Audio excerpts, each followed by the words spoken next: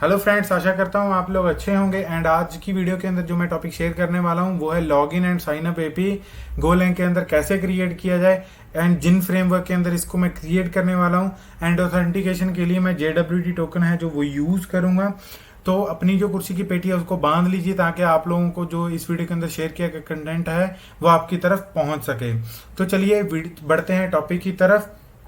Last video के अंदर जो हमने कवर किया था वो जो था JWT का इम्प्लीमेंटेशन के JWT को कैसे इम्प्लीमेंट करते हैं। तो अगर किसी ने वो वीडियो नहीं देखा होगा तो इस वीडियो के डिस्क्रिप्शन में मैं उसका लिंक दे दूंगा ताकि आप लोग जो है JWT की इम्प्लीमेंटेशन है वो देख सकें।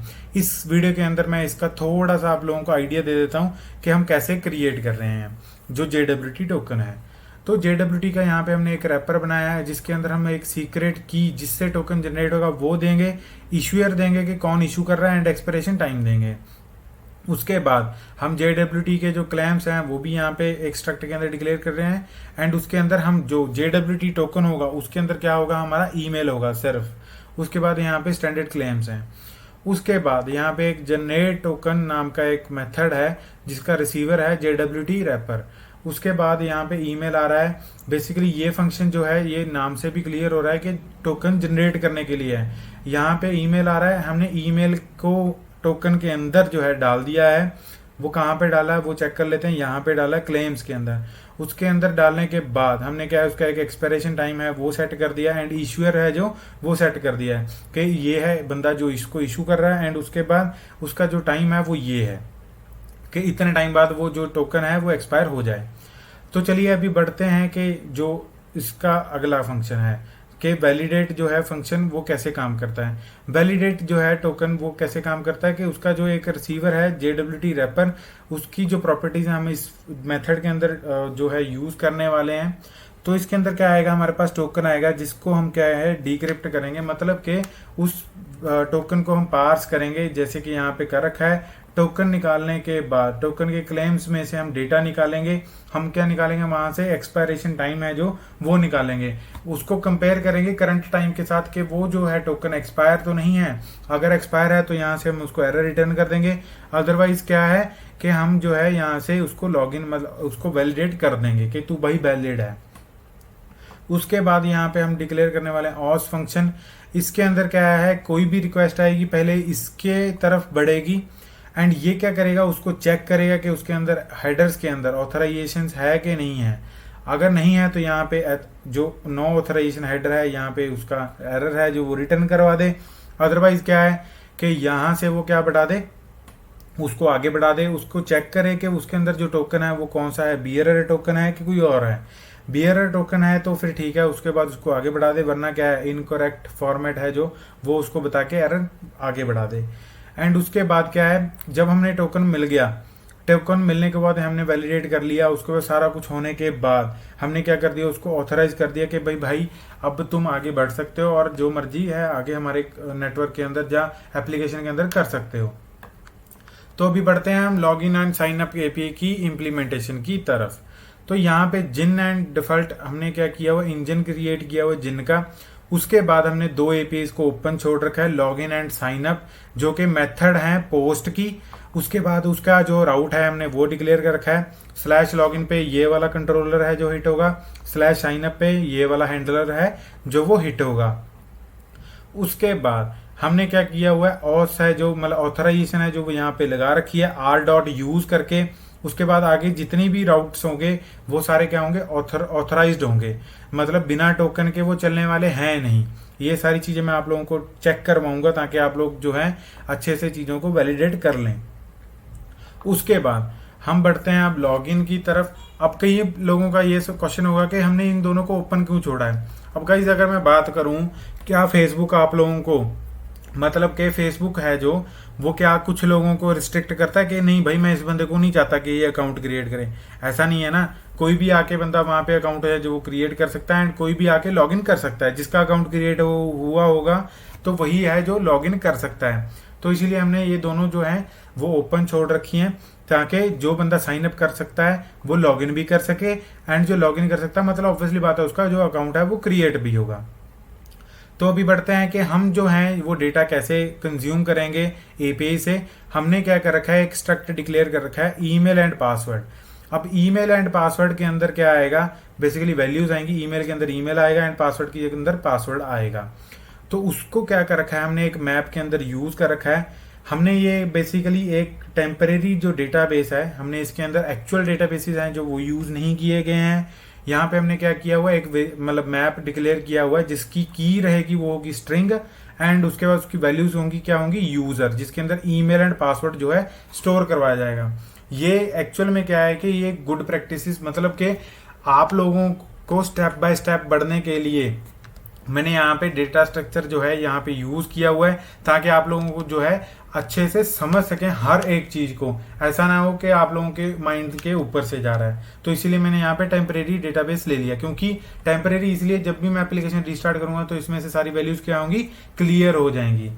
उसके बाद मैं क्या कर रहा हूँ, साइन अप एपीआई है जो, उसके अंदर मैं क्या कर रहा हूँ, एक वेरिएबल डिक्लेयर कर रहा हूँ यूजर नाम का यू, एंड उसके अंदर जो भी रिक्वेस्ट के अंदर डेटा आएगा उसको क्या कर रहा हूँ, बाइंड कर रहा हूँ। गाइस ध्यान दें, जिन लोगों ने जिनके कॉन्टेक्स्ट के मेथड पढ़े थे तो उन लोगों को ध्यान में होगा कि यहाँ पे मैं कॉन्टेक्स्ट के मेथड जो है वो यूज कर रहा हूँ। मैंने बड़े ही अच्छे से एक्सप्लेन किया था हर एक मेथड को। तो अगर किसी ने वो वीडियो नहीं देखा होगा तो मैं इस वीडियो के डिस्क्रिप्शन में उसका लिंक दे दूंगा, ताकि आप लोग जो है इजिली उसको देख पाएं। तो उसके बाद अगर बाइंड करते हुए कोई भी एरर आएगा तो वो यहाँ पे पकड़ा जाएगा। उसके बाद मैं क्या कर रहा हूँ, जो यहाँ पे हमने टेम्परेरी डेटाबेस बनाया था उसके अंदर, उसकी की के अंदर हम चेक कर रहे हैं कि जो ईमेल है वो एग्जिस्ट करता है। अगर करता है तो हम उसको क्या बोलेंगे कि भाई तू एग्जिस्ट करता है तो लॉग इन कर ले, साइन अप मत कर। अदरवाइज क्या है, हम उसका जो डेटा है वो यहाँ पे क्रिएट करवा देंगे, एंड उसके बाद उसका टोकन जो है क्रिएट करके यहाँ पे उसको रिस्पॉन्स में रिटर्न करवा देंगे। तो गाइज ये था साइन अप का फ्लो। अब कई लोगों के मन में सवाल होगा कि यहाँ पे हमने ऐसे क्यों किया।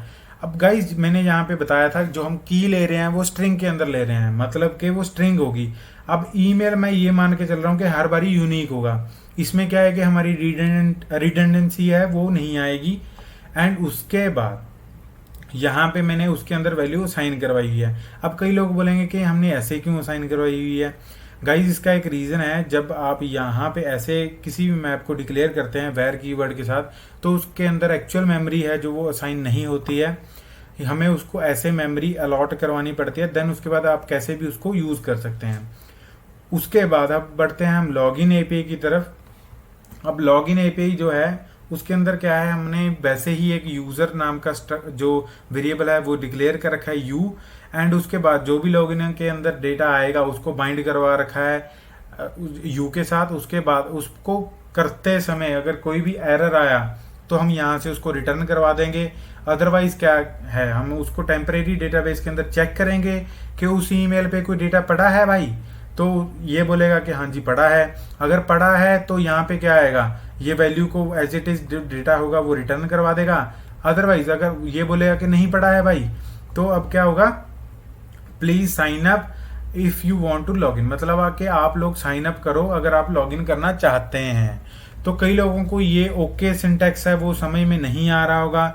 तो गाइज ये एक मैप की, मतलब आप कह सकते हो एक एडवांटेज है इसका, एक आप बोल सकते हो कि एक प्रॉपर्टी है कि इसके साथ हम ओके सिंटैक्स है वो यूज कर सकते हैं। गोलैंग के अंदर बड़ा ही अच्छा फीचर है कि इसको हम चेक कर सकते हैं। इसको बेसिकली एक बूल वैल्यू रिटर्न करता है। तो अगर इसके अंदर ये वैल्यू होगी तो यहाँ पे बुलियन वैल्यू है जो ट्रू फॉल्स में आ जाएगी।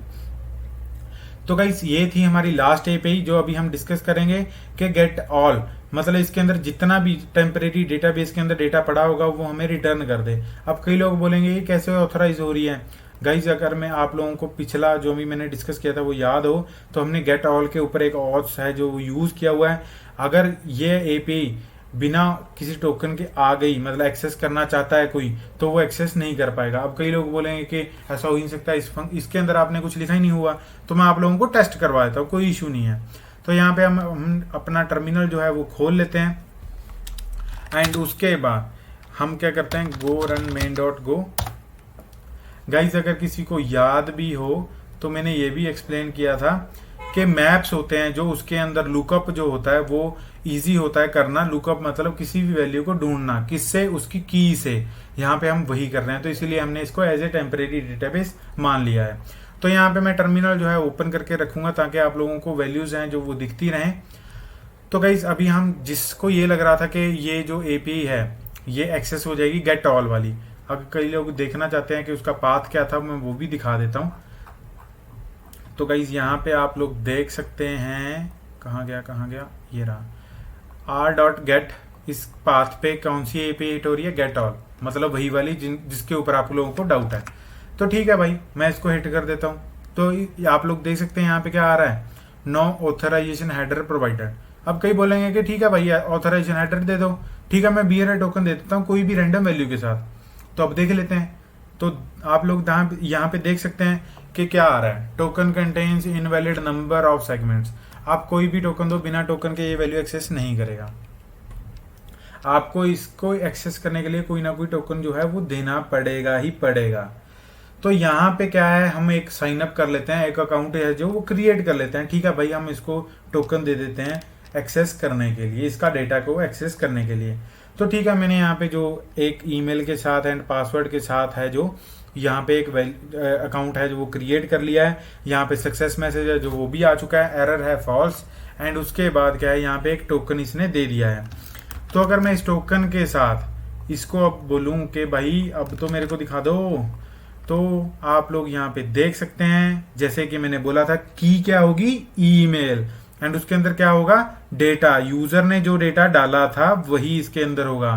अब कई लोग बोलेंगे कि ऐसा तो कैसे हो सकता है, अभी एक बार मेरे को दोबारा अकाउंट क्रिएट करके दिखाओ। ठीक है भाई, मैं वो भी कर देता हूँ। मैंने क्या किया, ईमेल को चेंज कर दिया, GoGuru1 कर दिया, ताकि जो कीज हैं वो यूनिक हो सकें। तो अगर किसी को ये नहीं पता कि मैप कैसे यूज किया जाता है तो उसके रिगार्डिंग मैंने वीडियो बना रखा है, तो मैं आप लोगों को वो भी दे दूंगा। तो बेसिकली अभी टोकन हमें कॉपी करने की नीड नहीं है, क्योंकि यहाँ पे जो है मैंने टोकन ऑलरेडी डाल रखा है। तो अगर मैं इसके अंदर अब हिट करूंगा तो आप लोग देख सकते हैं यहाँ पे जो GoGuru1 है @gmail.com, उसके अंदर अब क्या वैल्यू आ गई, ईमेल आ चुकी है एंड पासवर्ड जो है वो आ चुका है। तो गाइस आप लोग देख सकते हैं कीज हैं जो वो कीज के ऊपर वैल्यूज जो हैं वो आ रही हैं। एंड उसके बाद क्या है, हम इसके अंदर अब लॉगिन करेंगे ताकि हम लोग चेक कर सकें कि हम लॉगिन भी कर पा रहे हैं कि नहीं कर पा रहे। तो यहाँ पे जैसे ही मैं उसको हिट करता हूँ तो ये मेरे को बोलता है कि हाँ जी आप लॉगिन कर पा रहे हो। तो यहाँ पे हमारा जो लॉगिन है वो सक्सेसफुल हो चुका है। बेसिकली इसके अंदर मैं टोकन जो है वो रिटर्न करना भूल गया, तो आप लोग इसको रिटर्न भी कर सकते हैं। तो अगर किसी को लगता है कि हम जी हमें भी टोकन रिटर्न करके दिखाओ, तो बेसिकली मेरे को क्या करना पड़ेगा, ये वाला जो जेसन का रैपर है इसको कॉपी करके लॉगिन के अंदर जो है मेरे को देना पड़ेगा, ताकि हमारे पास जो डेटा है वो हम एक्सेस कर पाएँ। तो अगर मैं इसके अंदर टोकन बोलूँ, टोकन, एंड उसके कॉरस्पॉन्डिंग में टोकन दे दूँ एंड इसको जो है रीरन करूँ, अभी जो है हमें दोबारा से डेटा है जो क्रिएट करना पड़ेगा। तो यहाँ पे आप देख सकते हैं जो डेटा है दोबारा क्रिएट हो चुका है। अभी अगर इसको मैं लॉगिन करूँ तो आप लोग देख सकते हैं यहाँ पे जो टोकन है वो आ चुका है। आशा करता हूँ आप लोगों को साइन अप एंड लॉगिन है जो वो क्लियर हो गया होगा। एंड ये टेम्परेरी डेटाबेस के साथ किया गया, इस टेम्परेरी मैप है जो डेटा स्ट्रक्चर है हमने उसके साथ किया है। तो आप लोग अगर डीबी के साथ चाहते हो तो नेक्स्ट वीडियो के अंदर मैं डीबी के साथ भी कर दूंगा। आशा करता हूँ आप लोगों को ये चीजें जो है सारी इस वीडियो के अंदर जो भी चीज शेयर की गई है वो समझ में आ चुकी होगी। अगर किसी को नहीं समझ में आई है तो वो मेरे को कमेंट सेक्शन में बता सकता है कि कहाँ पे है जो उसको समझ नहीं आई, मैं उसकी डेफिनेटली जो है हेल्प करूंगा। एंड अगर वीडियो अच्छी लगी हो तो लाइक करें, उसको कमेंट करके बताएं ताकि मैं भी जो है मोटिवेट हो सकूं चीज़ों को लेके कि हाँ जी मेरा कंटेंट है जो आप लोगों को पसंद आ रहा है। अगर वीडियो अच्छा लगा हो तो कमेंट ज़रूर करें गाइस, ये मैं बारी बारी बोल रहा हूँ। एंड उसके बाद चैनल को है जो सब्सक्राइब कर लें। उसके बाद क्या है, बेल आइकन को दबा दें ताकि आप लोगों के पास जो है लेटेस्ट कंटेंट है जो मेरा वो आपके पास पहुँच सके एंड आप उसको पढ़ सकें। Thank you for watching guys.